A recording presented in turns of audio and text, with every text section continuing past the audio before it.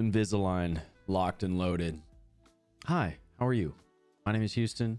Hope you're doing well, and welcome back to another video. This is my last set of Invisalign trays, and then hopefully next week, or yeah, like next week, so like the 18th or something like that, I'm getting the anchors polished off, and then my final retainers are coming. I thought they were done a while back, but I looked at my teeth afterward and they weren't like perfect. And I'm spending all this money on this thing. I'm like, okay, well, this kind of has to be perfect. And so I got more retainers, and I've done this for the past like 10 weeks. Honestly, at this point, if they're not perfect, then I'm just gonna have to deal with it. It's one of those things that just has to be good enough, right? As long as I frame it in a way where my teeth are better than they were before and I'm still happy with it, then that's all I care about. Anyway, Call of Duty, again, I don't know if I'm gonna play Warzone or multiplayer.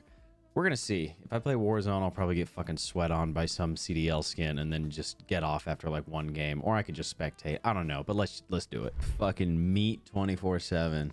We're grinding meat 24/7. Let's do it. Let's get on that meat. I am pleasantly surprised by this first season. I think it's one of the best seasons in recent memory, especially, that we've ever got for Call of Duty. It reminds me of, was it Cold War Season 1? I feel like there's so much pressure on the devs. When you go from Season 0 to Season 1, like, you have to keep that momentum going from the release, right? I haven't played any of these new maps, by the way. I played a little bit of Warzone. I was busy. What the fuck? A fire shotgun? What is this? Fucking like Season 2 of Warzone? Oh my god, what's happening? Okay, this is gonna be fucking hectic. I already know it, man. My birthday was yesterday. I'm 29 years old. I'm feeling pretty good. It's a good 29, I think. After about 3 decades of life, I am just so concerned with that guy sitting in the corner. That's all I'm thinking about for 30 years. Yeah, it's really hard. This is like playing DOS House and trying to have like an intellectual conversation. It's not good. Holy shit.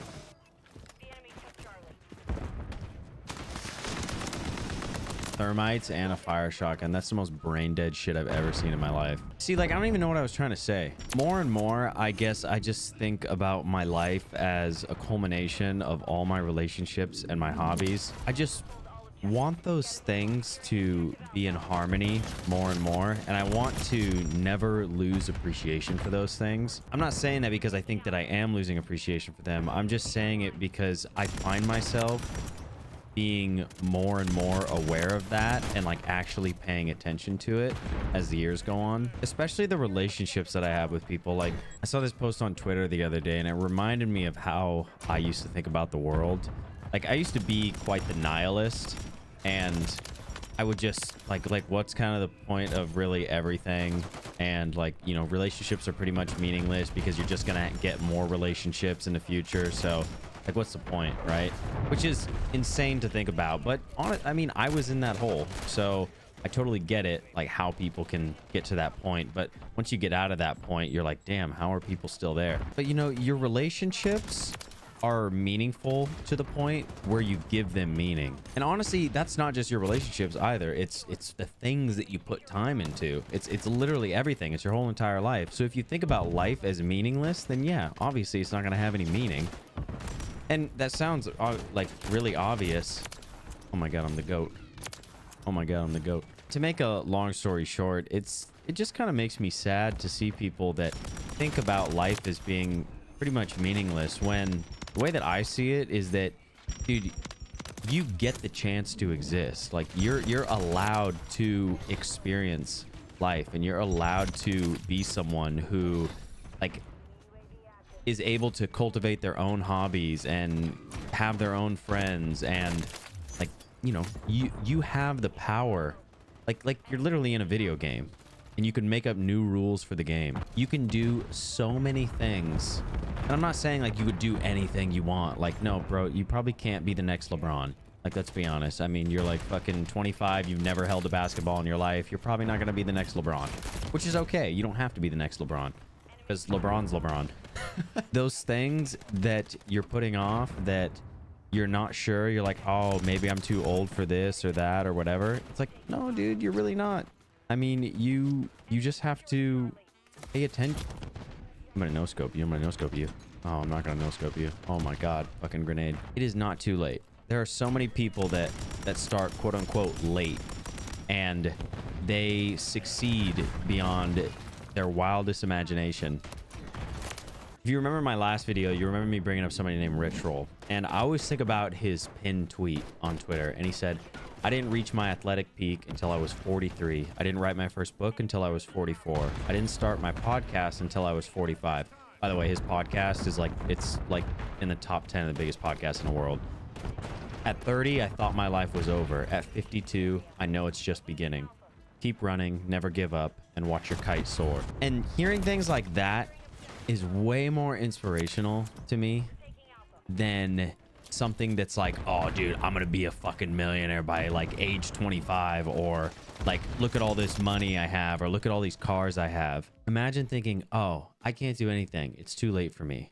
But then also imagine like you're not addicted to substances, like you're not an alcoholic, you're not waking up in places where you don't recognize, you're not constantly out partying and whatever, you're not wasting your life away. Basically, imagine thinking that you can't pull yourself up out of that.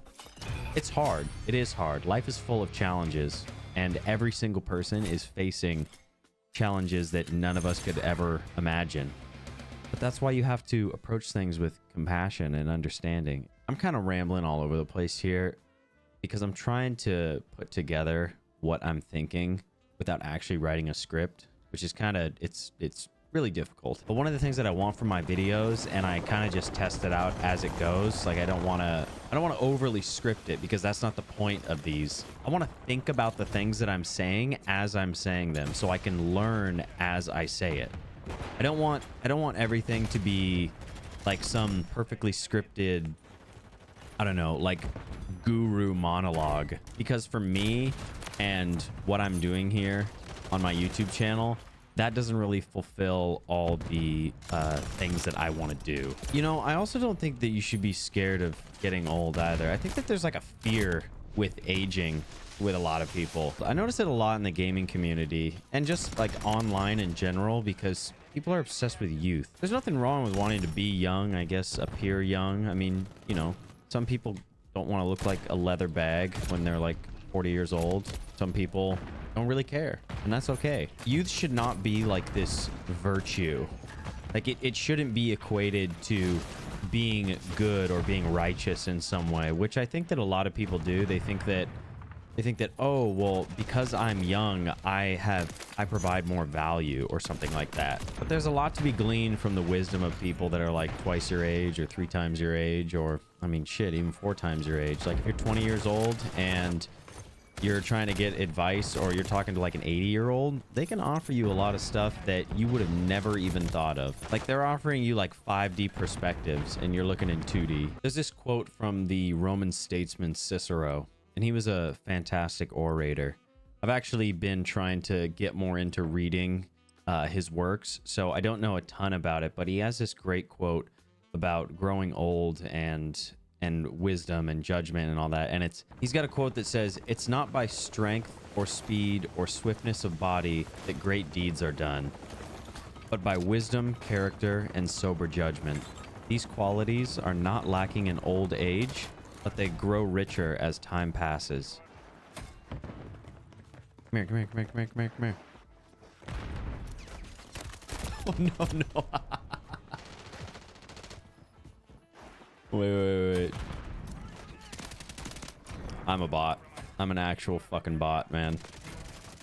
I'm leaving that in. I think that that's saying that you can't expect to know everything or be the most virtuous person or be the greatest version of yourself that you envision yourself to be immediately. Like you have to do it day by day, right? You have to take incremental steps to improve your judgment, to improve your wisdom. And honestly, a lot of those improvements come from making mistakes, but learning from your mistakes. The true definition of wisdom has to be learning through experience. You can read all this stuff that I'm talking about all you want. and then just never talk to anybody or never live your life, never put it into practice.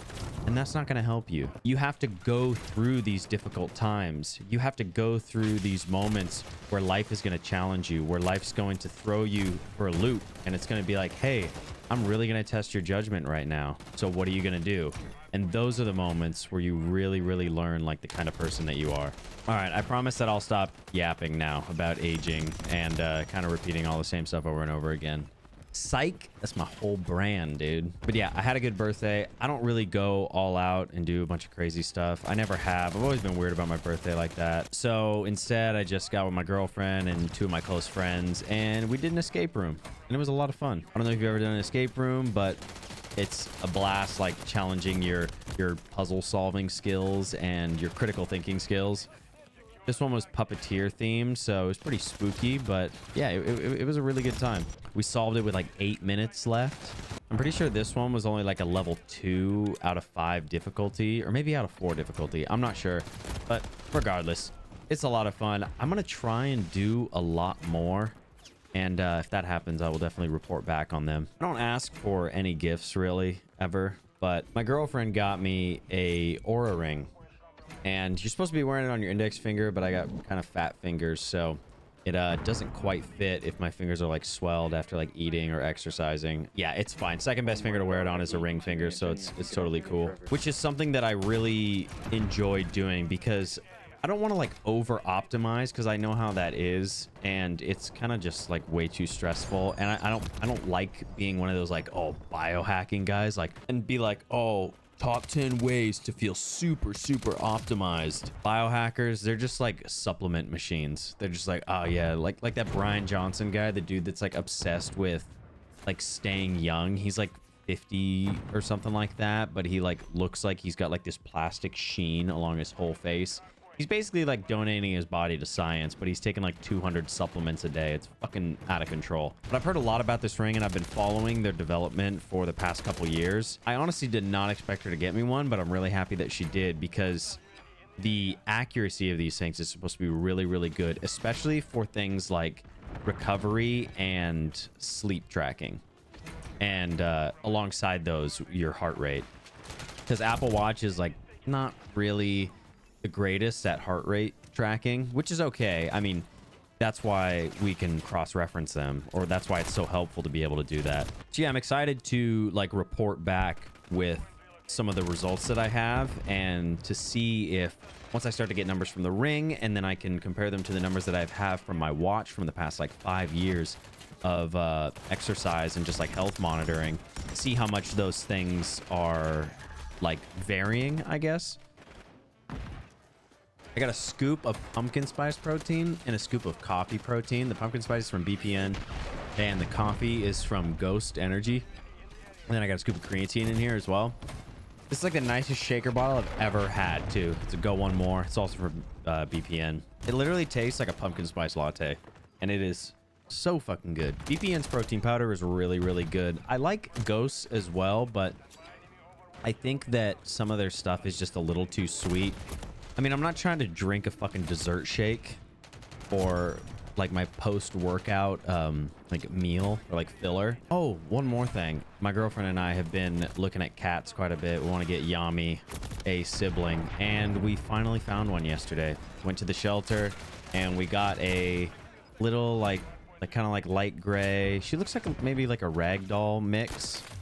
Maybe a little bit of Maine Coon. I don't know, but she's so cute. Her name is Bellini. Like that's her shelter name, but we're going to name her Hikari, which is light in Japanese because Yami is dark. And I think that that would be a really good little duo name for them. Maybe by the time I upload my next video, we'll have her and I can show her on the camera. That's I'm really excited. I haven't had a new cat, or especially a kitten, in like 4 or 5 years, so it's gonna be quite the change. I'm excited. Definitely gonna be busy taking care of her and like introducing her to Yami and just slowly going through that process. A lot going on. It was actually a pretty busy week. Next week, or really just the rest of the month, is going to be super busy. Oh, and thank you again for making my last 3 videos a 1 out of 10. That is unbelievable to me, and I really appreciate it. It's pretty wild to only have like 250 subs, but to be getting like, you know, 100 or 200, or like with that one video, a couple thousand views, like that really is something else to me. And I'm kind of baffled that that's the case when obviously my gameplay is just not that good, but that's not what I'm making videos for. And you know that I have the week from Christmas into the new year off, so definitely expect a video or two that week. But hopefully I can stay on this schedule that I've been on, where I'm dropping like one video a week. Again, I really appreciate it. Maybe we can try out Warzone next time. I might even be streaming some Warzone. I don't know. Again, I hope that you maybe got a chance to think about those questions that I asked last week. Why am I here? And for what would I die for today? And on top of that, view your aging process as an opportunity, not a crutch. An opportunity to gain wisdom and help others. And like I say, whatever you're doing, just keep it moving. Thank you. I'll see you on the next one.